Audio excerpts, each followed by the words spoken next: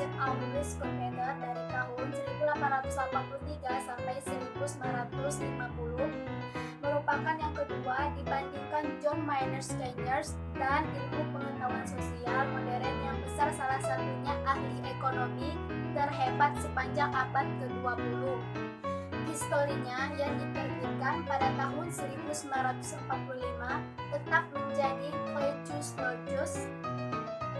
Schumpeter mengemukakan bahwa analisis ilmiah merupakan perjuangan berkelanjutan dan kreasi pemikiran atau pendahuluan. Selanjutnya, pemikiran ekonomi Arab Islam. Ada 30-35 nama yang dapat diidentifikasikan yang mengacu pada 4 ulama Arab Islam yang menulis permasalahan ekonomi.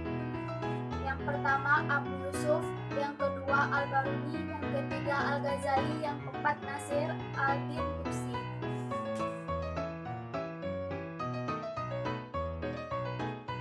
Baiklah, assalamualaikum warahmatullahi wabarakatuh. Saya di sini akan menjelaskan yaitu tentang Abu Yusuf. Ketika ada beberapa ulama Arab, Islam, dan ahli hukum lainnya yang menulis permasalahan ekonomi hampir dari awal adanya Islam. Satu dari nama yang muncul adalah Abu Yusuf.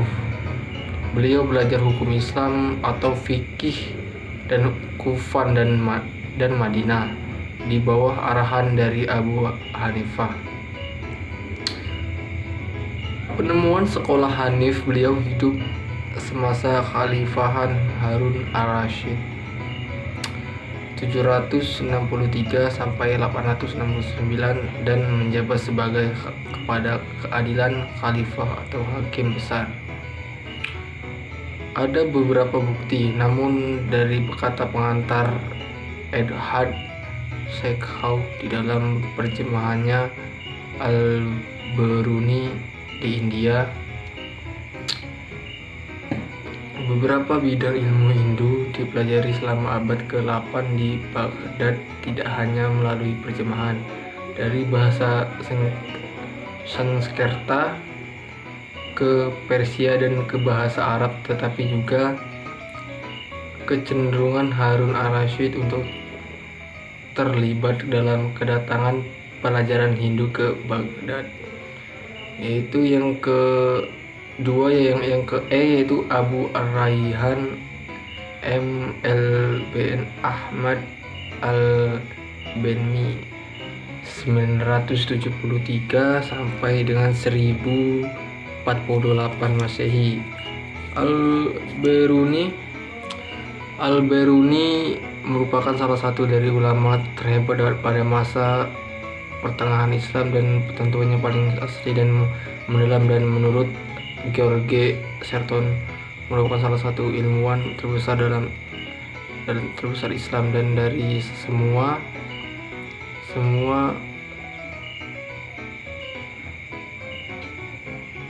yang dipertimbangkan salah satu yang terbesar sepanjang masa. Dua dari karya ternama Al-Biruni diedit dan terjemahkan oleh Edward. Hal ini yang paling relevan dari topik ini, seperti ada yang telah dijelaskan pada judul halaman ini, adalah hal komprehensif agama, filsafat, komen literatur.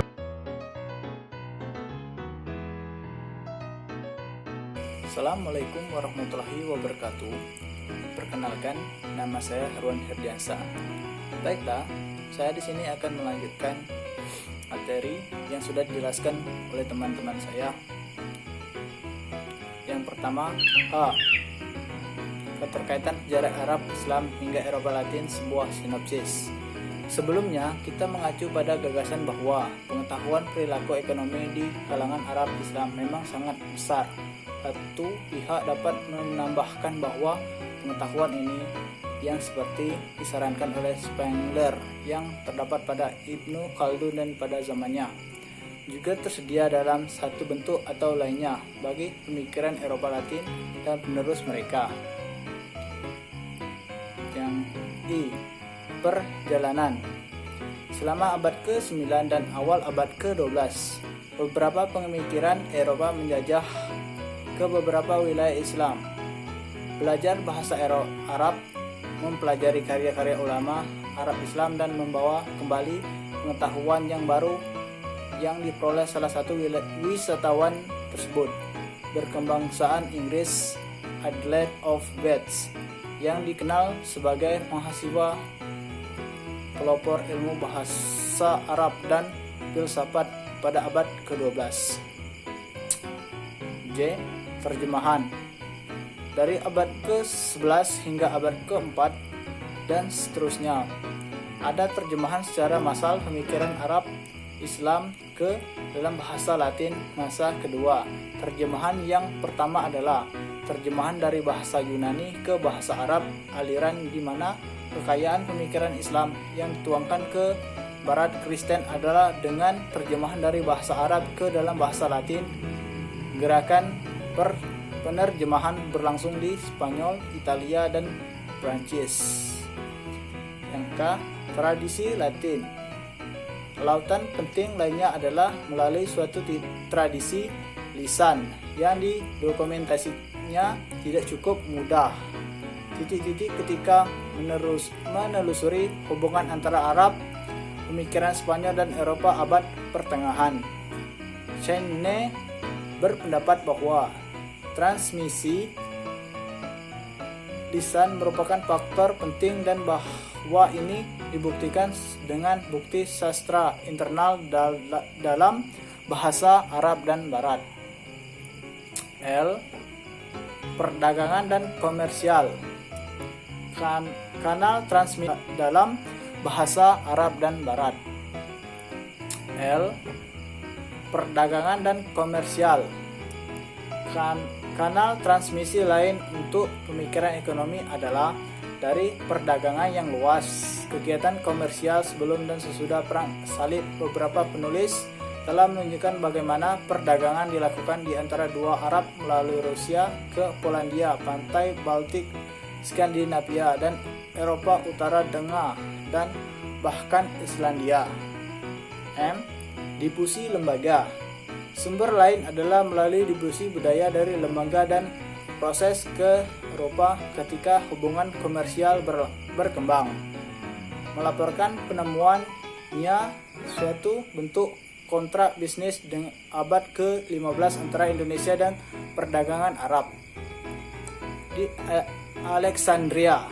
Demikian pula muncullah berbagai instrumen dan lembaga lain memfasilitasi perdagangan di Eropa seperti tagihan pertukaran, siptajah, letter of credit (hawala), pusat-pusat perdagangan khusus pondok, dan bank swasta mauna. N. Perang salib.